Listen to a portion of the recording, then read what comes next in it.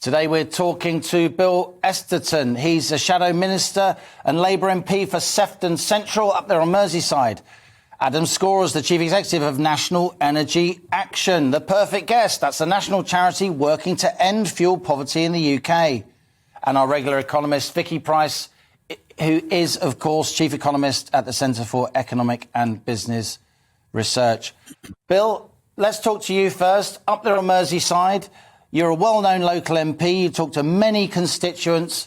To what extent is the fuel crisis now uppermost in their minds, and what can they do about it? Well, thanks very much, Liam. I think the practical advice you gave just now was really sensible. I'm interested to hear what your other guests have to say about it. But you're quite right. The government and Rishi Sunak are putting forward a loan to the energy companies. It's got to be repaid by consumers. That's not even going to be available to businesses, and that's why Labour's got an alternative. We think it should be a VAT cut. VAT cut would cut £200 off energy bills, but wouldn't have to be repaid. So that's different for a start. It would help businesses as well. That's massively different for a start. We also think that you should extend the warm homes discount to 9.3 million households, which is significantly greater, and we're suggesting £400 there. And a £600 million fund for the energy-intensive industries, which are going to be really, really badly hit in manufacturing, steel, ceramics, glass, paper, cement are just five off the top of my head. And we think that that's what's really needed because, as you said, £700 extra on household bills, a fourfold increase in industrial energy prices. This is a cost of living crisis and a real crisis for costs in business, and it needs serious action, and that's what we're putting forward. Adam Scorer of the National Energy Action charity. Bill has there just given us an answer across the piece, both households and firms, and of course he's right to do so. Both are hugely important to his constituents up there on Merseyside. You deal more with households, particularly lower income households. What can they do? We must be careful about giving financial advice, of course, on the television. But what's your general advice to people who ring you, often, I would suggest, in dire straits? Yeah, absolutely. And in huge distress. There's not much I can tell them. There's very little they can do as an active player in the energy market, switching to cheaper deals.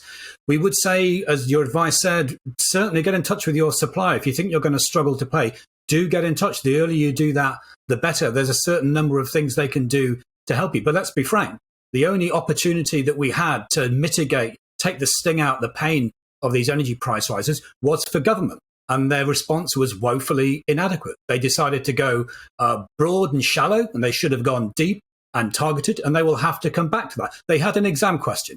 The exam question was, how do you stop energy price rises devastating the incomes of those on the poorest households? And they decided not to answer that question. They didn't even turn the question paper over. So the consequence is we have inadequate support to the poorest households. They will feel that in April. They will feel that financially, but also in their health and their well-being and their emotional lives. And government will have to come back to it because what it's done so far is just woefully inadequate. Let's just go back to Bill Esterton for a moment. I want to come to Vicky Pryce in a moment to talk about the bigger energy picture. But coming back to you, Bill, in that little bit of not so much financial advice, but guidance I tried to give our viewers and listeners at the top of the show, I did mention the warm homes discount, the winter fuel allowance that is being extended to 3 million households now. Are you advising constituents who may think that they don't qualify for benefits, previously comfortably off, as these April price rises come in, that they may in fact be eligible for some kind of benefit-related discount? Well, thanks, Liam. In my 12 years as an MP, I've had a number of campaigns to try and encourage particularly pensioners to apply for all the benefits that they're entitled to. It's something that there's a really poor uptake, and I think this is never more important than right now, that people do look at what they're eligible for. But this is this really is woefully inadequate. I think that's exactly the right phrase. And it isn't just about energy bills. We know food prices are going up. We can all see that in the shops, in our weekly shop.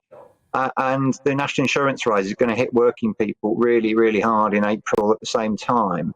that's why it's so important that the government does take much stronger measures. And I'm afraid we've got a real cost of living squeeze. And unless there is support, just look at it this way: £54 on average extra a month for people on lower middle incomes is a really, really steep increase when you add in the cost of rises in food and in filling up your car, and that national insurance rise. I think a lot of people are going to really feel the pinch, and Rishi Sunak's going to need to come back and do far more. I'm afraid it just is not good enough what he's come forward with. And just before we zoom out to Vicky for the bigger picture, if I may, Vicky, I just want to tap in a little bit more, Adam, to your frontline experience, if you like, there at the National Energy Action Charity. In your experience, if people do approach their energy providers for some kind of reprieve, some kind of payment plan or delay, we mustn't mention individual firms because they're not here to identify and defend themselves. But what's the attitude that people meet when they're in difficulty and they approach their energy provider and say, look, I just can't pay at the moment. I need to pay over stages? Well, and of course, energy suppliers don't do this out of the kindness of their heart. They do it because regulatory requirements insist that they do try to come up with repayment plans, especially for households in debt, that meet the ability of the household to pay, and they'll try and do that as best they can. I think they're going to be overwhelmed, as we are, in terms of the numbers of calls and their ability to respond. So that's one thing, but do try it because they are required to help you with your payment cycles. One thing on the warm home discount rebate, you're absolutely right. The first thing is people should make sure they get hold of all the support they can. But let's put that in context. The extension to 3 million households is not a crisis response. That was on the cards in summer. That's the result of a consultation in summer. It's a pre-crisis mechanism. And as bills have risen by £1,000 over the year, the value of the warm home discount rebate is going to be £10. It is entirely inadequate. The Chancellor made a decision not to go deep and targeted, not to try and help households on the lowest incomes, and we're going to pay a heavy price. It doesn't even touch the sides, does it? And that's why we're so focused here on the money across GB News on this cost of living crisis, the reality of what many millions of households are now facing in April. Vicky, let's turn to you. We've heard from the two gentlemen there, constituency MP, an energy debt campaign charity head. Will these messages of really desperation be heard in Whitehall, do you think? You used to be one of the most senior economists in Whitehall. This is a really big issue, isn't it? Well, what it's going to do, of course, is going to affect people's ability to spend, and that, of course, will slow down growth. So I think there is going to be attention paid to this, and we might see some changes taking place. Now, remember, of course, we're having benefits going up in April by just over 3%. Now, the Chancellor could increase those further because, of course, the way that they're done is they look at what the RPI was back in September, which the was a lot retail price lower. index. And, of course, that is now gone up quite significantly. 7.4%, I think, RPI inflation at the moment. Indeed. So we might see some adjustment on that. But, of course, they're going to say, minimum wage going up. And it's true, it's going up by 6.6%. And what happens to wages overall is still a big question mark. They are going up in some areas in particular, but you look at the whole of the public sector where, of course, you still have lots of pay freezes. One very quick thing, the manufacturers, of course, we always mentioned about energy-intensive sectors, but overall, they're all being affected, of course, by higher energy prices. What we're seeing is that they are trying to pass them on, and when output prices at the gate seem to be going up something like 12% now, that, of course, will reflect itself eventually in higher consumer prices too. So we're not over that. We're going to talk to you about that, precisely that issue later in the show, inflation, business inflation, and the pass on to consumer price inflation. Let's go back to Bill Esterson. Bill, do you think the Chancellor's going to end up needing to do more when it comes to tackling this energy price crisis as firms start passing on their higher energy costs to consumers? That raises the cost of living across the board, making those fuel bills, that burden, even heavier for households. Well, you've almost answered your own question. Unless he does, people are going to be in a really difficult situation, aren't they?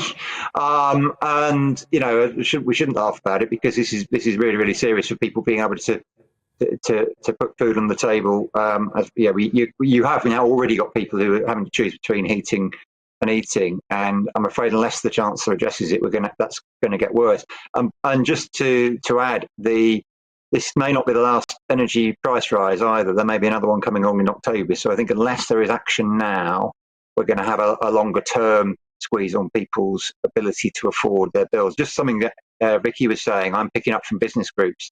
There's a lot of sectors where wages are not going up, or certainly not keeping up with really quite high level of inflation. And that inflation rate is a real worry too, and which you're seeing coming through in food and fuel and energy prices as well, aren't you? And by the way, just to say, the plan I set out is fully costed, because we've costed it by saying that we think that the oil and gas companies should pay for it. They're the ones benefiting from the high oil and gas prices that are feeding through to gas and electric. We feel that they should take the fair share of the burden, including with a windfall tax for that energy-intensive £600 million fund that I mentioned earlier. You mentioned, Bill, inflation. The consumer price index, the official measure, that's at 5.4%. The retail price index, which includes housing costs, particularly rents that Vicky mentioned, the RPI, that's at 7.4%. A lot of people contact me saying the actual lived inflation they're facing in the shops is even higher than those official measures. Adam, let's give the last word to you. This is a difficult time. In no way does On the Money want to be scaremongering at all. We are trying to address the issues that ordinary people are facing up and down the country. We've tried to give a few points of reference, tips and ideas to the extent we can under broadcasting rules. We are going to return to this. I look forward to welcoming you back on the show as that April price rise approaches. What's your final piece of advice now to people who have listened to this discussion and are concerned? Well, unfortunately, my piece of advice is to try and limit the damage as much as you can, either by your energy usage or talking to your energy suppliers or getting all the impact. But the hard truth is that this is an issue of huge urgency and drama, and it requires government to step in and do way more than they've done before, because it's right. We have an April price rise of £700. We will have another price rise in October, and so far we have seen almost no willingness from government to understand the scale of the challenge, the consequences of the impact for households, and the appropriate proportionality of response that's required from government. Well, we've had a good discussion. It doesn't help anybody pay their bills, but it certainly might give people a few ideas, strategies for what is coming. You've both all been extremely helpful. Bill Esterson, Shadow Labour Minister, and of course the MP for Sefton Central. Adam Scorer, Chief Exec of National Energy Action. We look forward to welcoming back you on the show. Your charity works to help end fuel poverty and Britain, and Vicky Pryce is going to stay with us. Thank you all for that important discussion.